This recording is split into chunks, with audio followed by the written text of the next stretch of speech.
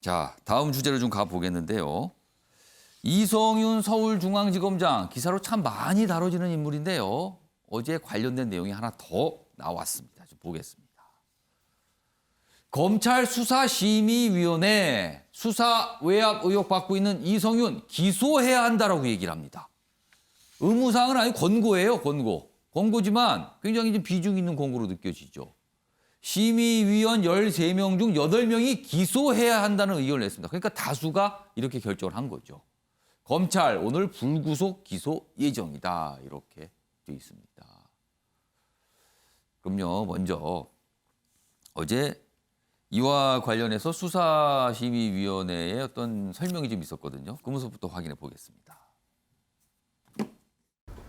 결론적으로 말씀드리면 이성윤 검사장을 기소하는 것으로 결정됐습니다. 일단 기소 쪽으로 지금 방향을 잡으신 건데 혹시 어떤 측면이 조금 그건 제가 결정하는 게 아니고요. 위원님들이 양쪽 설명을 듣고 결정하신 거겠지요. 어떻게 나? 자, 일단 위원회니까요. 권고라고 볼 수 있습니다. 그리고 검찰이 이제 판단을 하는 거죠. 그러나 판단할 때 좀 더 강한 근거가 될 수 있는 겁니다. 이렇게까지가 나왔습니다라고 할 수 있으니까요. 자, 이와 관련된 기사가 더 있습니다. 보겠습니다. 자, 이 기사들은 이제 의미와 해석을 좀 하고 있습니다. 총장 영순위, 검찰총장 영순위를 달리던 검찰 황태자. 표현이 영순위, 황태자 이런 표현이 들어갑니다. 그러니까 굉장히 현 정부에서 주목을 받았고 총망받았다 이런 뜻이 됩니다. 그런데 첫 현직 지검장 피고인으로 코너에 몰렸다 이렇게 됩니다. 피고인이 될 수 있다는 거죠. 수사심의위에서 항변했지만 수사심의위가 기소하라고 권고를 한 겁니다. 이른바 김학의 전 법무차관 출국 금지 수사 외압 의혹입니다. 문재인 정부에서 핵심 보직 승승장구했었는데 추미애 장관때 서울중앙지검장에 올랐죠. 친정부 성향으로 윤석열과 대립각을 세웠다. 검찰 신망을 잃고 내부에서도 사퇴 건의가 나오기도 한다. 이렇게 좀 분위기를 전하고 있습니다. 기사 하나 더 있습니다. 정권 방탄 검사, 정권은 그를 지켜줄까? 제목을 이렇게 하고 있습니다. 그동안 정부의 친정부 약간 행보를 했다. 이렇게 해석하는 거죠. 그런데 막상 그 정권은 그를 지켜줄까? 지금 위기니까요. 이런 제목이 달려 있습니다. 자, 어제요. 문재인 대통령이 기자회견에서 검찰 관련된 얘기도 좀 했거든요. 그 대목 들어보겠습니다. 법무부 차관으로 적합하다고 해서 임명되었을 뿐인데 그렇다는 이유로 이렇게 정치적 중립을 지키지 않을 것이다라는 것은 과도한 생각이라 생각하고요.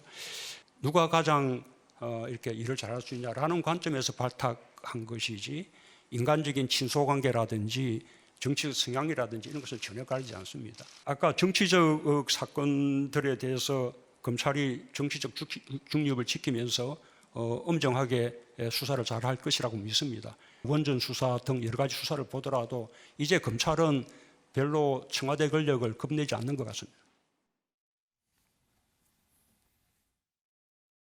네. 검찰은 이제 청와대 권력을 별로 무서워하지 않는 것 같다. 그러면은 그런 얘기를 감안한다면 앞으로 수사는 쭉 갈 것이다. 이렇게 해석이 됩니다, 지금. 자, 먼저 장유희 변호사. 수사심의위원회가 기소를 해라. 그런 공고를 했어요. 그런 입장을 정한 거죠. 자, 그 의미는 무엇이고 배경은 무엇일까? 좀 해석 좀 해주세요. 사실 수사심의위원회의 결론은 권고사항입니다. 그렇지만 이거는 방향이 이미 정해져 있다라고 볼 수밖에 없을 겁니다.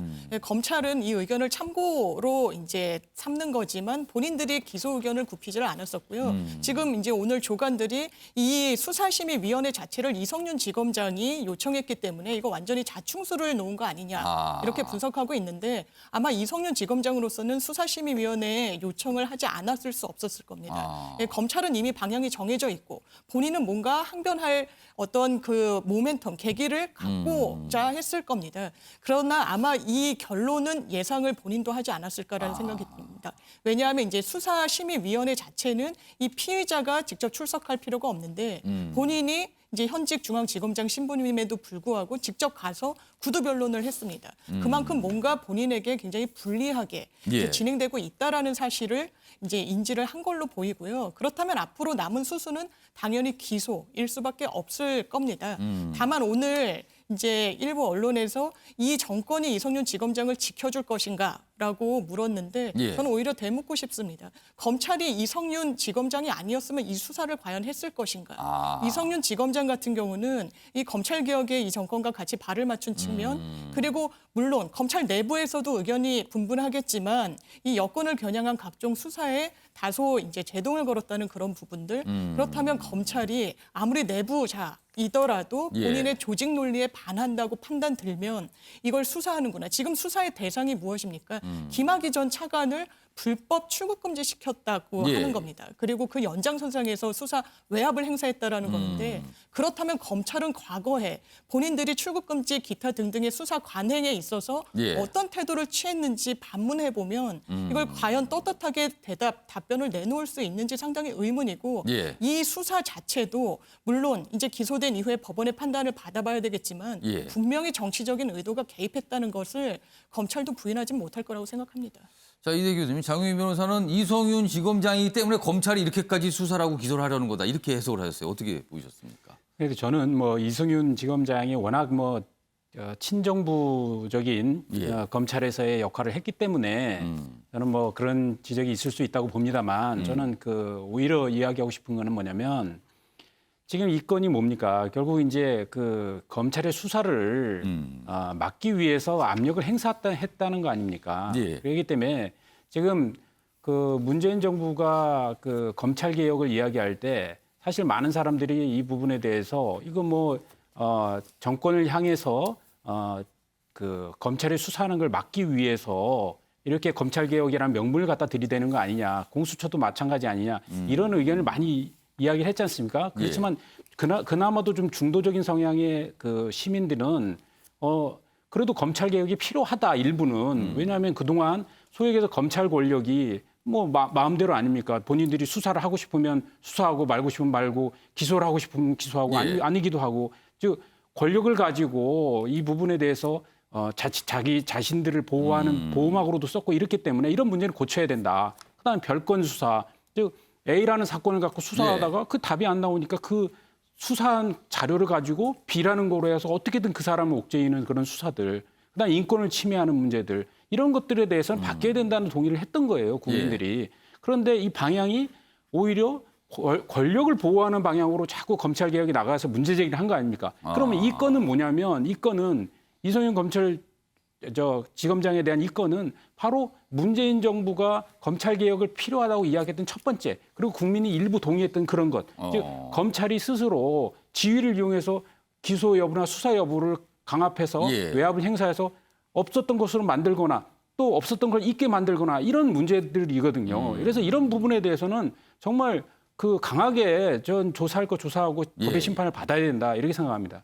신경민 전 의원님, 이성윤 서울중앙지검장. 사실 문재인 정부 출범 후에 굉장히 주목을 받았고 아까도 표현이 있었지만 뭐 황태자라는 표현도 있고요. 네. 검찰총장 영순이라는 표현도 있는데 결국엔 지금 기소가 되면은 피의자가 되고 재판에 가면 피고인이 되고 이런 과정이 좀 놓여 있습니다. 근데 미래 얘기는 이제 서울지검장의 보직을 그대로 유지할 것이냐. 예. 이 아니면, 부분에 대한 질문도 많아요. 네, 지금. 이게 지금 많죠. 예.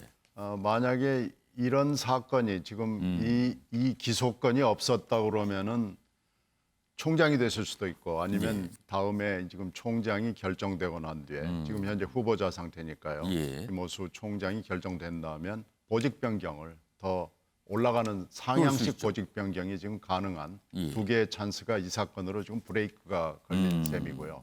이게 이제 미래의 얘기인데 과거의 얘기를 좀 하면 출국 금지를 만약에 안 해가지고 못 해가지고 김학의가 나갔다라면 예. 김학의 전 차관이 출국을 했다라면 그것이 이 파급의 효과는 엄청났을 거예요.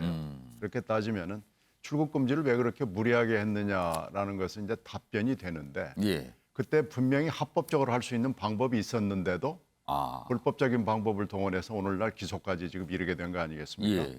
이 부분에 대해서는 좀 더 생각을 해봤어야 되고요. 꼭 그렇게 할 수밖에 없었느냐라는 대목에서는 분명히 실수가 있었는데 예. 사실 검찰의 수사에서요. 출국 금지는 취재하기가 제일 어려운 것 중에 하나였습니다. 되게 비밀하게 그렇죠. 진행이 되기 때문에 기자들로서도 출국 금지는 수사의 신호탄이어서 굉장히 수사의 중요한 대목이죠. 그런데 이걸 비밀하게 하다 보면 예.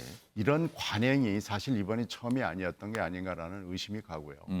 검찰의 수사 관행에 분명히 문제가 있었다는 것이 이번에 드러난 거긴 해요. 그럼에도 불구하고 불법은 불법이라는 게 드러났기 때문에 예. 책임은 또 져야 될 겁니다. 지금 좀 기소가 될 경우에는 재판을 받고 뭐 그런다는 거예요. 그런 상태에서 지금 서울중앙지검장 자리는 어떻게 할까? 뭐 이런 거에 대한 질문이 있는데 아직까지 뭐 뾰족하게 뭐 나온 바는 없습니다만 그냥 의문 부호가 찍혀 있는 상황입니다.